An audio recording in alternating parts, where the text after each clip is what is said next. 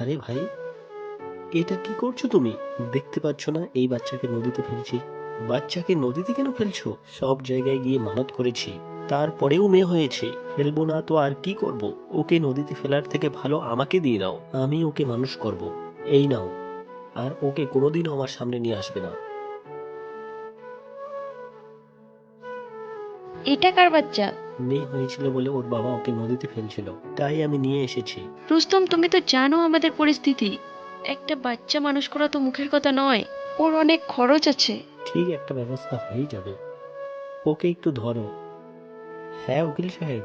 কি? ঠিক আছে, আমি আপনার ওখানে সন্ধ্যায় আসছি।